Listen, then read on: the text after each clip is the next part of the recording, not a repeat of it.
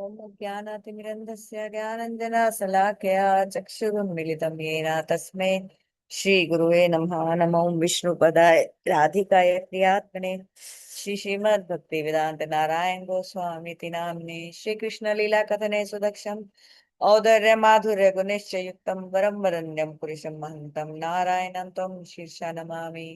हरे कृष्णा कृष्णा कृष्णा हरे हरे, हरे राम राम राम हरे हरे। तो आज की कथा शुरू करते हैं। गुरुदेव की जय। तो हम लोग वर्स 42 हमने कर लिया था कल। थोड़ा सा वर्स 41 42 हम लोग थोड़ा सा आज और कल में रिवाइज करेंगे ताकि कंसेप्ट बिल्कुल क्लियर हो जाए। पहली बात यह है, देखिए, मैं खुद एक साधक हूँ, मैं कोई सिद्ध नहीं हूँ। तो मैं ये जो प्रयत्न कर रही हूँ वो सब किसी और को मैं क्या ही सिखा सकती हूँ, मैं खुद सीखने का प्रयत्न कर रही हूँ।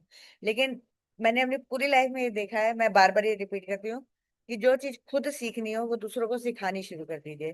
तो अगर बात आएगी कि भगवान जो बोल रहे हैं कि आसक्तियां छोड़ दो, मेरे से आसक्ति रखो, पुत्र भरी परिवार से आसक्ति धीरे धीरे छोड़, जो भी ऐसी बातें आएंगी, देखिए ये हाईएस्ट नॉलेज है। मैं अगर कोई पूछे कि मैं करती हूँ क्या, मेरे को आसक्ति छूट गई, बिल्कुल नहीं छूटी। जितनी आसक्ति हो सकता है आप में उससे 10 गुना ज्यादा मुझ में होगी।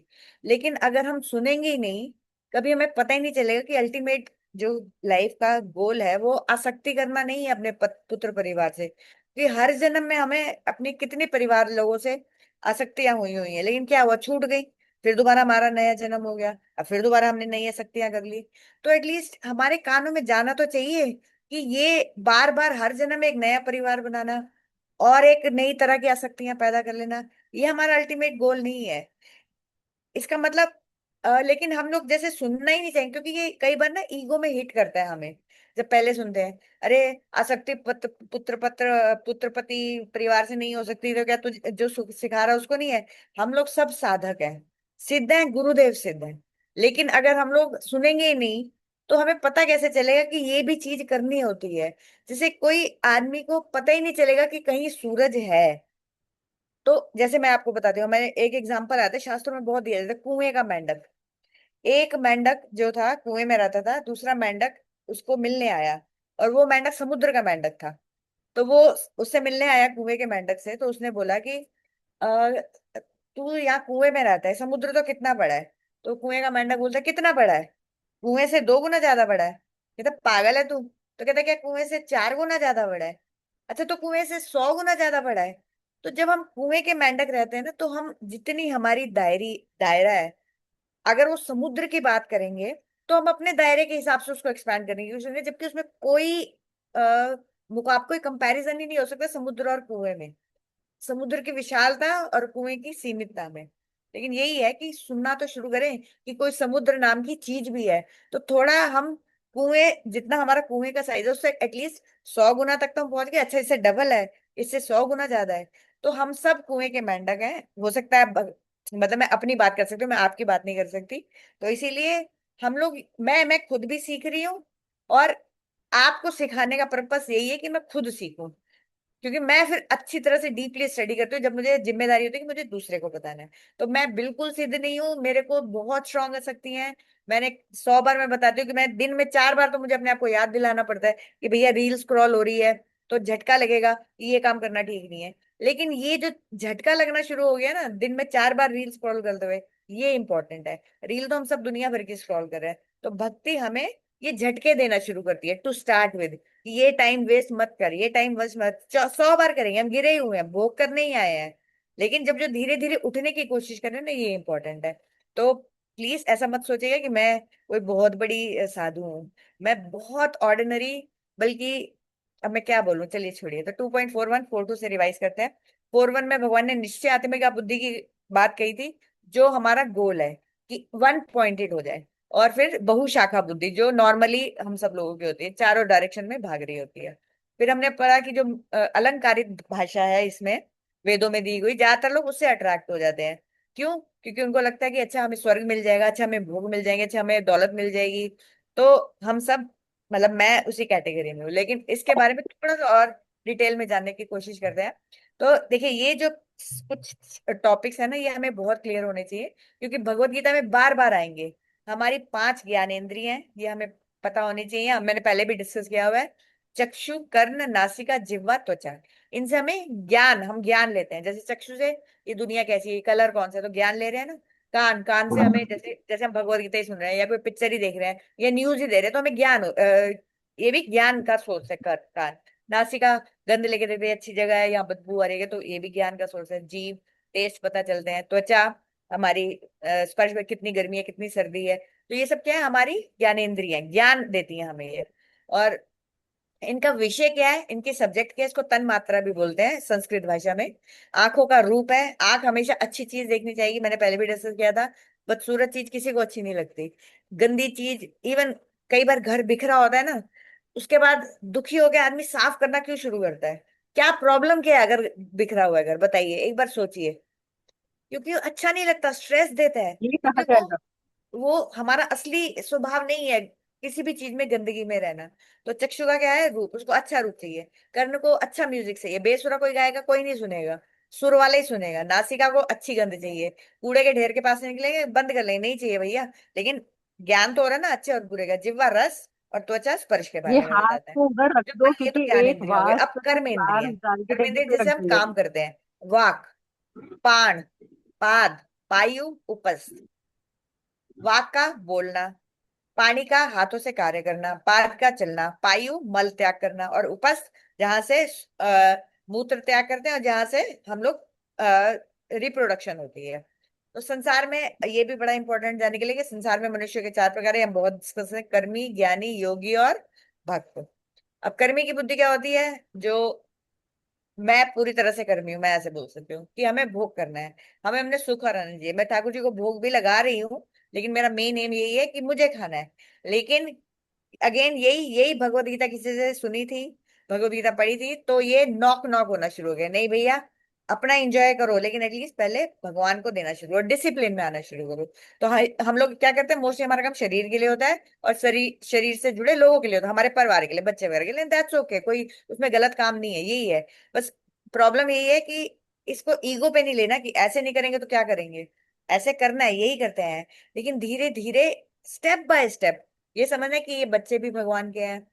एटलीस्ट थ्योरेटिकली तो हम अपने आप को याद दिलाना शुरू करें कि भगवान ने दिए हैं, तो हमें इनकी सेवा इसलिए करनी है क्योंकि भगवान की। लेकिन हमारा, जैसे मीराबाई ने क्या बोला, मेरे तो गिरिधर गोपाल, ये हम सब कह देते हैं, ये बार बार हमारे शिक्षा गुरु कहते हैं, लेकिन दूसरा ना कोई, ये स्टेज पे हमें आना है कि मेरा आपके अलावा दूसरा कोई नहीं है। इसका मतलब ये नहीं कि कर्तव्य नहीं करने, ड्यूटीज नहीं करनी, या भैया गृहस्थ आश्रम में आए तो लेने हैं। बच्चों को अच्छे से अच्छा इंसान बनाना है, और इसलिए ऐसा भी बनाना है कि उसको ये भी समझ में आए कि सिर्फ भौतिकवाद में फंसने से काम नहीं चलने वाला, क्योंकि हम फिर उसको उसी नरक में धोक रहे हैं। मैंने, जब मेरे हस्बैंड इंजीनियर थे तो हमेशा चाहते कि मेरा बच्चा इंजीनियर ना बने, क्योंकि इतना दुख पाया उन्होंने, पढ़ना, इतना हार्ड वर्क, फिर जॉब में, फिर कॉर्पोरेट जॉब में जाओ, लोगों से गालियां खाओ, द्वेष, टांग खींच रहा कोई कर। तो ये सब जो समझदार आदमी ना, वो देखेगा कि मैंने ये सब फेस किया, तो मेरा बच्चा फेस ना करे। तो बेटर वो कोई, अब उसको इंजीनियर को लगेगा कि चल डॉक्टरी कर ले, कि डॉक्टरी से शायद क्योंकि उसने इंजीनियर वाला दुख देखा, डॉक्टर वाला दुख नहीं देगा, तो डॉक्टरी का। लेकिन जो और समझदार है, वो सोचेगा कि फाइनली इसको जन्म मरण के चक्कर से छुड़वाने, तो हर जन्म में आके कभी ना कभी तो इंजीनियर बन ही जाएगा, कभी ना कभी तो कुछ और बन जाएगा, तो यार दुख ही पाएगा। ठीक तो इसलिए इस जन्म में तो हमारा जन्म हो गया फंस के, लेकिन अब हम कोशिश करें कि स्टेप बाय स्टेप है। निकले। जैसे हमने देखा कि एक स्टेप भी ले लिया तो हमारी जर्नी यू क्या टर्न होता है, शुरू हो इतना गया, ठीक गंदा है। काम किया है। यात्रा थोड़ी लंबी भी होगी तो, लेकिन यू टर्न तो ले लिया। अब हम, अगर हमें आगरा जाना है तो हम दिल्ली वाले रास्ते वाली बस तो नहीं पकड़े हुए ना, उतर के आगरा वाली बस तो नहीं, ठीक है बैलगाड़ी की स्पीड से चलेंगे, लेकिन जाएंगे ठीक जगह, बस ये बात इंपॉर्टेंट है। अब ज्ञानी और योगी, कर्मी से ऊपर कौन होता है, ज्ञानी और योगी। कर्मी तो नॉर्मल कैटेगरी, ज्ञानी और योगी उससे थोड़े ऊपर आ जाते हैं, क्योंकि उनको समझ में आ गया कि मैं शरीर तो नहीं हूँ, मैं जीवात्मा हूँ, और यह संसार मेरा वास्तविक घर नहीं है। तो और संसार में बंधन का क्या कारण है, जो ज्ञानी लोग सोचते हैं कि 5 विषय, जो रूप, रस, शब्द, स्पर्श, गंध। आप थोड़ा एनालाइज करिएगा, जब भी कुछ मन भागेगा ना किसी भी चीज में आज दिन में, तो देखिएगा इन 5 चीजों के पीछे भाग रहा है। या उसको अच्छी रूप देखना है, या पिक्चर देखनी है, समझ लो ये सब रूप की बात है उसमें, जो भी आंखें देखना चाहती हैं अच्छा। रस, शब्द, रस मतलब अच्छा अच्छा खाने का दिल कर रहा है। शब्द, कुछ गाना सुनने का दिल कर रहा है, कुछ म्यूजिक सुनने का। स्पर्श, कुछ अच्छा टच करने का दिल कर रहा है, कुछ अच्छी स्मेल लेने। तो हमारा मन सिर्फ इन 5 विषयों में भागता है। ज्ञानियों ने इसको जैसे तोड़ पूरा एनालाइज करके 5 कैटेगरीज में डिवाइड कर दिया कि ये हमारा बंधन का कारण है। यही हमारी ये 5 जो रस हैं, इसी ये हमारी आसक्ति के कारण बने हुए हैं और जीव संसार में ऐसा ज्ञानी लोग समझ लेते हैं। Next slide. हाँ, तो ज्ञानी कि मैं शरीर में जीवात्मा हूँ, इंद्रिय के 5 जब मेरे जीव संसार में बंध गया हूँ, इसलिए वो इनसे बचाने का अपने आप को प्रयास करता है। टाइम तो नहीं हो गया, 5 मिनट है। और उसका लक्ष्य क्या होता है कि रूप को भी रिजेक्ट करे, रस को भी रिजेक्ट करे, शब्द को भी रिजेक्ट करे, स्पर्श को भी और गंध को भी। और इस सबको रिजेक्ट करके वो कहाँ जाएगा? वो ब्रह्म में लीन होना चाहता है। ब्रह्म में मतलब शांति हो गई, बिल्कुल मन शांत हो गया। अब इन चीजों के पीछे भाग नहीं रहा। वो भी साधना से ही होता है, सिर्फ इच्छा करने से नहीं हो जाता। पर ये ज्ञानी का लक्ष्य है। वो ज्ञान प्राप्त करने का लक्ष्य है। ज्ञान क्या है कि इन सब चीजों से भागना है। कर्मों में विशेष रुचि नहीं रखता। निर्गुण ब्रह्म, निर्गुण ब्रह्म मतलब ब्रह्म ज्योति जो प्रकाश है, उसको ही सर्वोच्च सत्य मानता है। उसके बियॉन्ड भी कुछ है, उसे नहीं पता। ये कर्मियों से तो देखिए बहुत ऊपर है, लेकिन भक्त से नहीं है, क्योंकि सेवा को रिजेक्ट कर दिया। अब ये चीनी बनना चाहता है। चीनी का आनंद लेने वाली रस नहीं बनना चाहता, गंध नहीं। भगवान का जो रस है ना, वो कोई जुबान तो होनी चाहिए, दो तो होनी चाहिए। एक एक स्वादनीय और एक जो स्वाद लेने वाला है। अब वो खुद ही अस्वादनीय बन जाए तो फिर स्वाद लेने वाला कौन बचेगा, है ना? तो ये गड़बड़ हो जाती है। अब भगवान के साकार स्वरूप को स्वीकार नहीं किया जाता ज्ञान मार्ग में कि भगवान का कोई फॉर्म है, भगवान एक हमारे जैसे दिखते हैं, बिल्कुल रिजेक्ट कर दिया जाता है। इसको माया वाला बोला जाता है इसको। और भगवान की मूर्ति पूजा को भी नहीं माना जाता। थोड़ी देर जैसे मैंने बताया था, एज अ टूल वो लोग यूज करते हैं। लेकिन उसके बाद जैसे होता है ना कि गणेश जी की पूजा की, फिर उनको पानी में विसर्जित कर दिया, वो वाली ज्ञानियों की होती है कि tool as a tool use किया और फिर उसके बाद रिजेक्ट कर दिया, क्योंकि इसके थ्रू, रूप के थ्रू हम अरूप में पहुंच जाएंगे, ये वाला होता है उनका। अब योगी कौन है? वो अष्टांग योग का अनुसरण करते हैं और वो परमात्मा रूप है, मतलब एक फॉर्म है भगवान की, बस इतना जानते हैं। लेकिन भगवान की फेस कैसा है, भगवान में लीला भी है, भगवान बच्चों की तरह रोते भी हैं, ऐसा भी लीला कर सकते हैं, ये उनका समझ नहीं पाते वो। तो स्वरूप तो स्वीकार करते हैं, लेकिन गुण नहीं मानते कि वो उनमें कोई गुण भी हो सकता है। स्वरूप है बस। अब योगी का ध्यान परमात्मा स्वरूप में ध्यान करता है, अंगूठे के आकार का मान जाता है उनको, और अष्टांग योग के अभ्यास से निरंतर प्रयत्नशील रहता है। और भक्त कौन है? भक्त की पहचान है, भक्त के साकार रूप की भगवान की उपासना करता है, उनके दिव्य रूप को स्वीकार करता है। वो मानता है कि उनमें गुण है, लेकिन ये प्रकृति के गुण नहीं है, वो प्रकृति के बियॉन्ड वाले गुण है। जहां पर देखिए हमारे बिल्कुल जो वृंदावन है, देखिए राम जी के लोक में थोड़ा ऐश्वर्य रहता है, और विष्णु लोक में तो पूरा ही ऐश्वर्य ऐश्वर्य है। राम जी के लोक में थोड़ा माधुर्य आना शुरू हो जाता है कि कौशल्या माता भगवान तो मानती है, पर अपने बच्चे की तरह भी प्यार करती है। लेकिन जो नारायण है वैकुंठ लोक में, वहां पर सिर्फ उनको भगवान ही माना जाता है। वहां देखिए हम सोच भी नहीं सकते, यहाँ पर हम कोई अमीर आदमी का घर देख ले तो हमारी बैंड बज जाती है। स्वर्ग लोग देखेंगे तो क्या होगा, लेकिन जब वैकुंठ देखेंगे, बाप रे! वैकुंठ मतलब वहां तो कोई कुंठा रहेगी नहीं। लेकिन उससे भी हायर है राम जी का, जहाँ थोड़ा थोड़ा उनको बच्चे की तरह प्यार किया जाता है, थोड़ा थोड़ा पति की तरह प्यार किया जाता है, थोड़ा ऐश्वर्य रहता है कि नहीं भाई ये भगवान है, लेकिन प्यार। और कृष्ण लोक में तो भूल ही जाइए। कृष्णा गोवर्धन भी उठा लेते हैं तो यशोदा में ये कहती है, गर्ग मुनि ने बोला था इनमें नारायण का आवेश रहता, तो जब इनसे कोई लीला तो नारायण भगवान इनके हृदय में आके इनसे अब काम कराते हैं, इससे कुछ नहीं होगा। ये तो 100 बार आगे मेरे से खाना मांगता है, पोटी करता है, सुसु करता है, ऐसा कोई भगवान हो सकता है? वहां तो भगवान का तो पूरा माधुर्य से भरा हुआ है वहां पर। वहां सखा उनके मुंह से खींच लेते हैं, उनसे लड़ते हैं, बोलते हैं भाग जा, हम तेरे साथ खेलेंगे ही नहीं। भगवान उनके पीछे पीछे भागते हैं। लेकिन फर्क क्या है फिर यहाँ और वहां की लीला में? यहाँ पर हम सब अपने स्वार्थ के लिए करते हैं, वहां कोई भगवान से लड़ भी रहा है ना, तो भगवान को प्यार देने के लिए इतना प्रेम से बने हुए हैं वो सब। कृष्ण भी प्रेम से बने हुए हैं, उनके जन भी प्रेम से बने हुए हैं। मैं आपको कुछ कुछ माधुर्य लीलाएं सुनाऊंगी आने वाले टाइम में। आप, बस ऐसा लगता है कि ये क्या बताऊं मैं। एनीवे आगे बढ़ते हैं। अब भक्त नहीं है तो या तो कर्मी होगा या ज्ञानी होगा या योगी होगा। देखिए हम भी कर्म में फंसे हुए हैं, लेकिन भक्त में क्या भक्त की, फिर भी भक्त ना कर्मियों से उठना शुरू हो जाएगा, क्योंकि उसने क्या, अपनी डिटर्मिनेशन। देखिए हम लोग शुद्ध नहीं हुए हैं, हम लोग सब साधे, हमारी आसक्तियां भी हैं, हमारी डिजायर्स भी हैं, दैट्स ओके। लेकिन हमारे अंदर ही अंदर कहीं ना कहीं एक चीज आ रही है कि अब हमें भगवान की प्राप्ति करनी है। खत्म नहीं हो रहा। मैंने अगेन बोला था, भाई जी ने भरे, नाथ में थारो जी थारो। मेरे को लाइन, नाथ में थारो जी थारो, अरे नहीं याद आ रहा। एनीवे तो उसमें कह रहे कि मैं कुटिल हूँ, मैं कामी भी हूँ, मैं पूरी तरह संसार में फंसा भी हूँ, लेकिन मैं जैसा भी हूँ, एक बात अब आनी शुरू हो गई है कि मैं अब आपका हूँ। तो कल शेष करते हैं। अभी आज शेष करते हैं, कल फिर मिलते हैं। हरे कृष्णा कृष्णा कृष्णा हरे हरे, हरे राम राम राम हरे हरे।